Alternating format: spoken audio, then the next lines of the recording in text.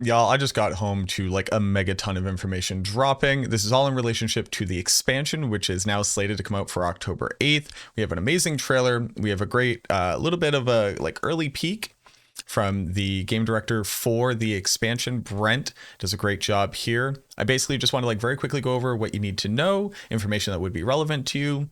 Kind of want to touch on the different types of the expansion, the price points, what you're going to get for them, a little bit of issues I have with it, although they have already made some really great decisions that I'm happy to see here, and basically just like go through everything that we've learned. So one, we got an amazing trailer. I'm going to go ahead and put this on. I am going to mute it. It's very loud. There's a lot of screaming, but basically what we get is the story and a teaser of what Neyrelle has been doing traveling into Nahantu. Remember that basically the area of Act 3 in Diablo 2, like the region of Kurast, we have found that the way that they are handling the story for this is that the peoples of those jungles are self-called Nahantu.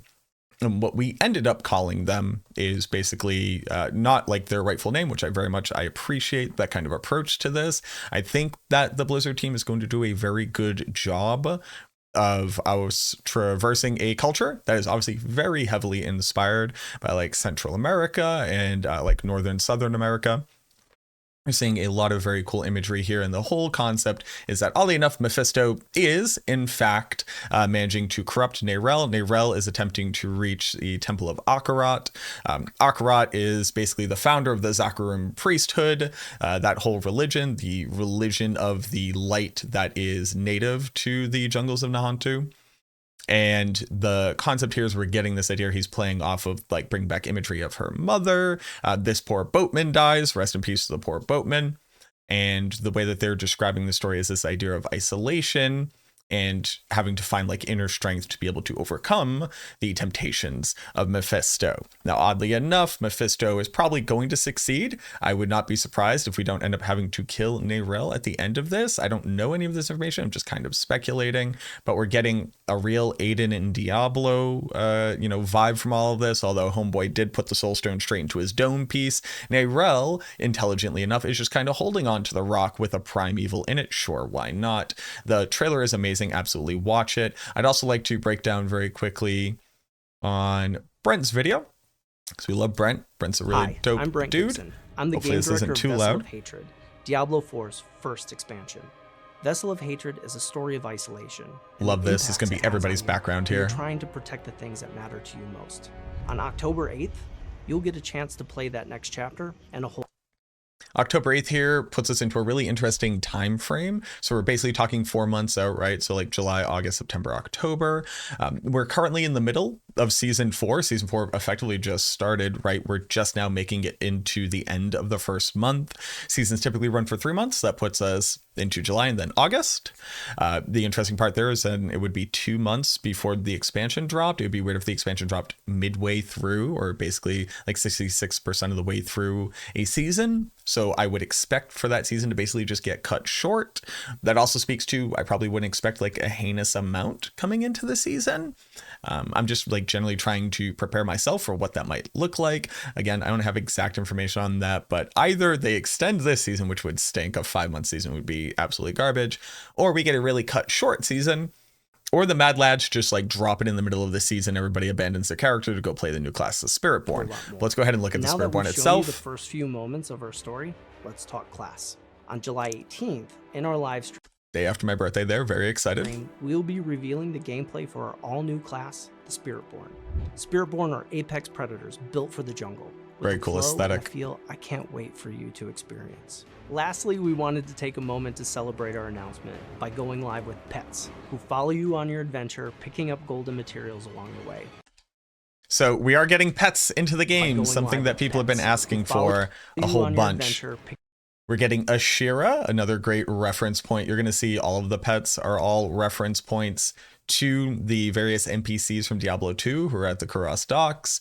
So Ashira is who you go to get your mercenary up in the top left. But let's go ahead and just kind of talk about pets and what pets mean, because we've already gotten intel on what a pet's going to do for you in the game, because it's not just like a thing that's going to follow you around. It's going to pick up stuff for you. So Adam Fletcher immediately had to post, what does a pet pick up for you? Pet is going to pick up gold, herbs, ores, gem fragments, crafting materials, forgotten souls, which is a crafting material, but it's good that they called it out. Murmuring obols, also very good. And then aberrant cinders, meaning that you won't have to run around picking up cinders in the Helltide anymore, which I think is like the most exciting part of this. I'm excited that they made a very smart move here, which is that this pet, a free pet, is immediately unlocked in the game. They didn't paywall the pet. I think that's very smart. It would have stunk if like you had to pick up like the premium pass just to be able to get access to this. And they also put it into the game right now, which is very cool. It helps to maintain hype for the game. People get to experience it. I'm going to show you like me unlocking the pet itself, just in case you haven't been able to log into the game yet. But this is very exciting. So we're going to get pets. We get a Shira, the bestest boy. Yes, you can pet the pets as well. Picking up golden materials along the way. If you log in right now, right now, there's a good boy waiting for you in Kyovashad. And you can pet them. That was obviously going to be the most important thing. But with all this, we also got a news post. So the news post is going to be talking about everything. We don't have anything more on the Spiritborn itself. We'll be seeing them on the 18th. Apparently, they're going to be revealing this in one of their live streams, more information on the actual class, probably like gameplay, seeing it through. Maybe the devs are going to play it, etc., etc. Pre-purchasing obviously comes along with a ton of different price points. What you unlock in them is also, I think, not necessarily the biggest win, perhaps a bit of an L. You get a cool cat mount, the 3 different pets, 5 different armor sets, the wings, and the wings look amazing. We'll go ahead and see that we're finally getting wings in the game. Again, something that people have been asking, why isn't this in here from Diablo 3? And then a cool town portal, sure, why not? You get a premium battle pass, you get a bunch of platinum. The only issue that I legitimately have, so they have a bundle where the base game is cheaper. It's a $30 base game. The expansion itself is $40. I think that $40 is a reasonable price point for the expansion. I know not everybody's going to agree with that, but I come from playing games that have expansions, and the expansions are pretty sizable additions to the game that come with the price point to them. You know, Lord of Destruction effectively completely revamped Diablo 2, added another act, added a bunch of new things to the game, and that had an expansion level price point to it as well. You know, so I think that's just like a difference of what consumers are comfortable with. In this day and age, I don't think anybody's necessarily wrong. Spend your money how you want to spend it. My major issue is that you have to at least get the deluxe edition to get the cat mount. I think a lot of people have been waiting to have a mount that isn't a horse for a while, and the fact that this is locked behind the more expensive version, not the most expensive, but the deluxe edition, I think that's a bit of an L. I would have loved to see this just come with the standard edition as well, because buying the standard edition is going to unlock you something in Diablo Immortal. I do not personally play Diablo Immortal. I actually think it's a great game. The major issue being that it's completely pay to win, and we were lied to about it. So me personally, I don't give them money for this game. But the fact that you're getting that as opposed to the cat, I don't know. That's not a huge win for me. I would much prefer to see the cat in the standard edition. The ultimate edition is where you unlock, you know, like the stuff like the platinum, the other pets that are available, the armor sets, the wings, and then the town portal. So you're going to have to shell out $90 for that. So that's $50 over the asking price of just the standard edition of the expansion itself. I'm not a big fan of that. But what you will notice from this, and this was a big point of controversy in the past, and a lot of people voice their opinions, most notably Zizaran voiced their opinion on this, no early access to the expansion. It doesn't matter how much money you give them, you're not going to get early access to the expansion. We're not going to see that 3-day early access stuff like we saw with the actual release of the game. So I'm glad that the player base voiced their opinion, and we're not basically paying to win in the sense of being able to play the game before other people. You're not going to get that FOMO. I think just restricting it to like cosmetics that people either do or do not care about is a big win here. I love that they're not giving you any early access to the game. You know, like streamers don't get special secret, we get to play it first stuff too. It's nice that everybody's on the same even playing field. I like to see that. I'd like to see this continue in the future, Blizzard. So big ups for that, you know, not locking the pets, not locking like the access to the pets, not locking access to the game behind a paywall. Very good. I appreciate that. Now, this is probably going to be the most controversial thing that I'm personally going to touch on here. And it's the fact that we're getting mercenaries in the game. Now, I don't like mercenaries. I come from playing Diablo 2. in Diablo 2, basically your mercenary ends up becoming a walking aura bot, and you have to get good enough gear for your mercenary to solve the problems of your build that your build has, which in a lot of circumstances was either putting like an insight rune word onto it to just like remove mana generation as a thing, or ending up putting something like infinity on it to like not only drastically reduce monsters' defense for melee classes, which was beneficial, most notably on the Necromancer where your skeletons need to hit stuff, or just reducing elemental resistances and breaking some elemental immunities. So basically you had to have a mercenary that had to use this weapon to be able to play your class, at least before they added Sunder Charms in. But let's go ahead and talk about the mercenaries that seem to be available. One, we have this old crone Barbarian. I actually really like this. I like this fact that we're going with this like grizzled vet Barbarian here. Very cool aesthetic. It looks like she is using dual axes. Is that what I'm looking at? Or is this armor on her arm? Very interesting. Also, it just looks like she just has a cleaver. Sure, definitely at least one axe. Hard to figure out what this other weapon is. I think that this is another axe. It'll be interesting to see what that is.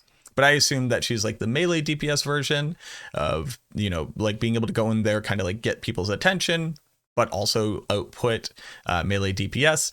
Then we have a big shield wielder. So it's interesting that you have the Barbarian as probably a melee DPS option. Then you have a tank option as well. Shoutouts to the second thing in the game that's able to use a shield other than the Necromancer.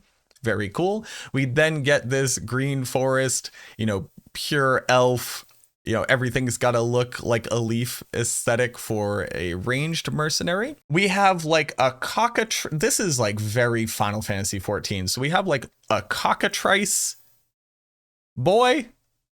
Some kind of little tiefling cockatrice. Very hard to say what I'm kind of looking at here. So we have the scaled plated tail. We have furry legs. Then we got chicken dinosaur feet here. Going up to a mostly humanoid looking kind of person. These are either scars or markings on them. Got the horns. Got the goat eyes, got the fawn here. So like a satyr? I don't know, man. It's a chicken satyr. They're clearly a caster of some type because they're using, you know, like a fire spell here to indicate like, hey, this is going to be your arcane monster. Now, the interesting part here is I don't know this symbol. I tried to very quickly Google search this type of symbol. So sound off down in the comments if you know what this symbol is, as well as if you know what this language is. Because I do not know what language this is supposed to be representative of. These are very cool characters. So let me know if you know what these characters are. Let me know if you know what this symbol is, or if you find any other symbols here. Right, we kind of have this idea. This is like some type of bird shape. Let me know if you can find out anything about it. But yeah, so we're getting mercenaries.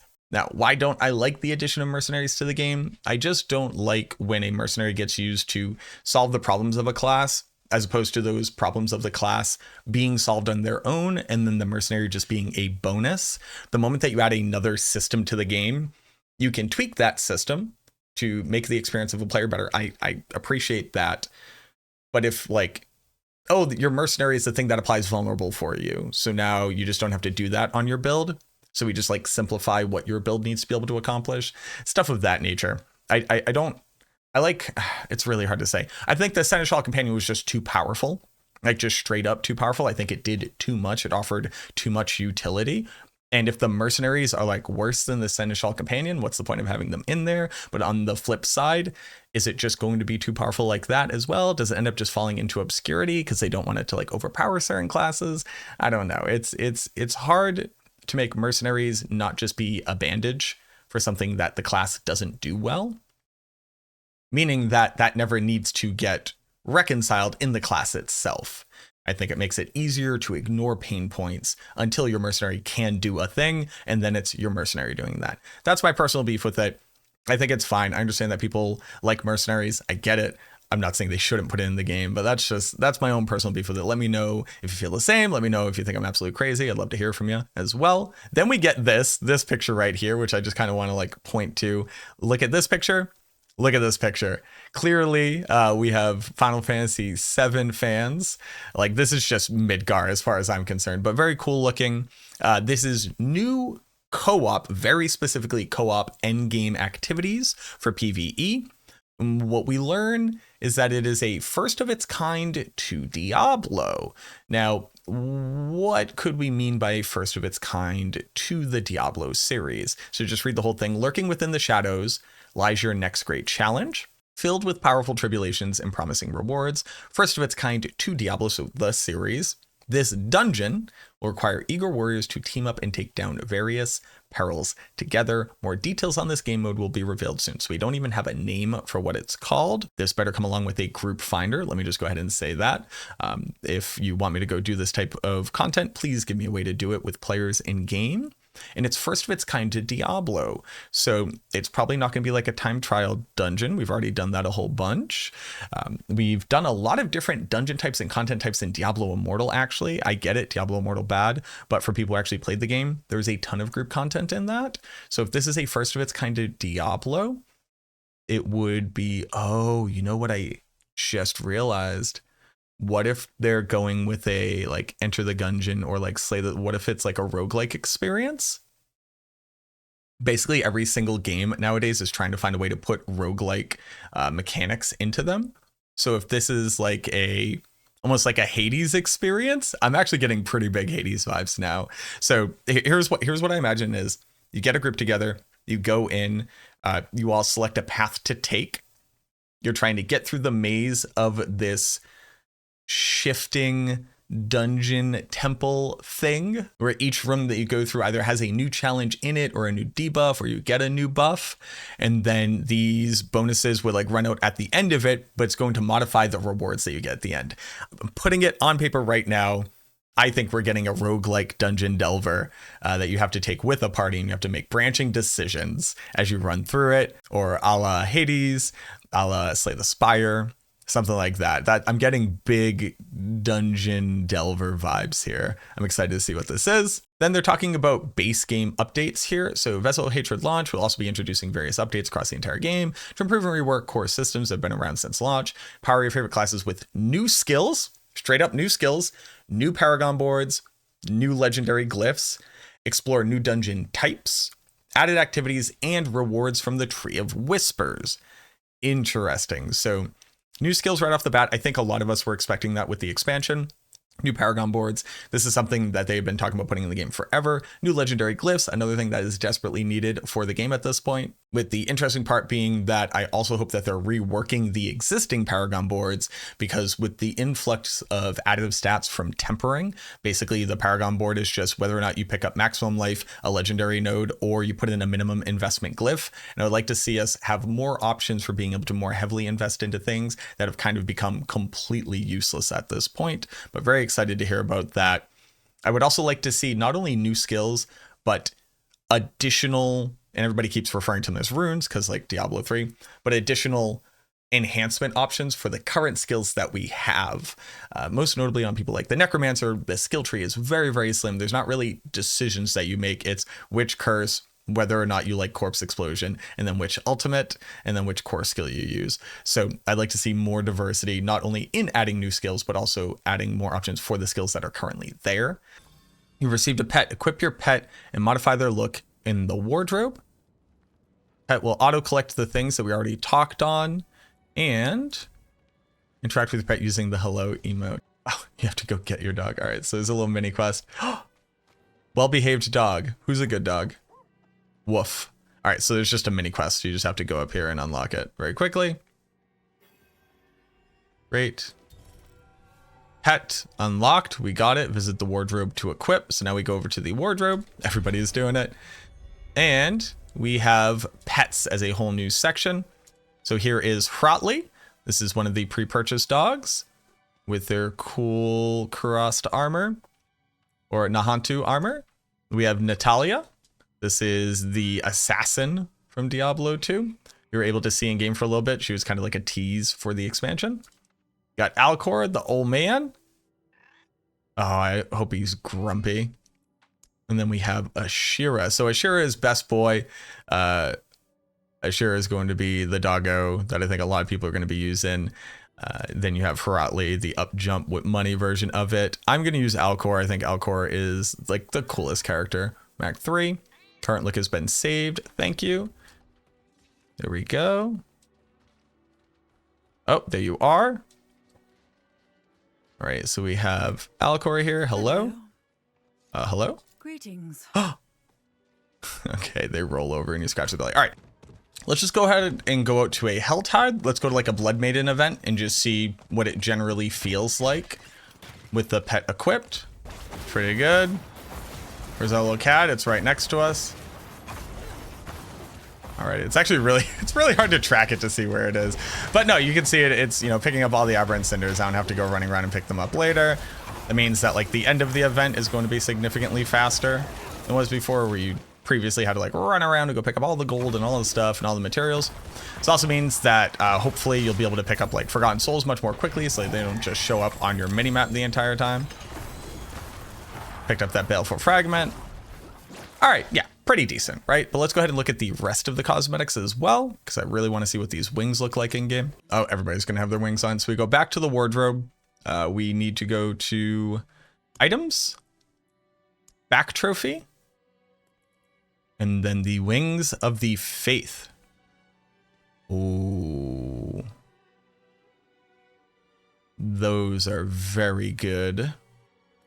So every angel seemingly has like a different style of wing in the game. Pretty classically considered.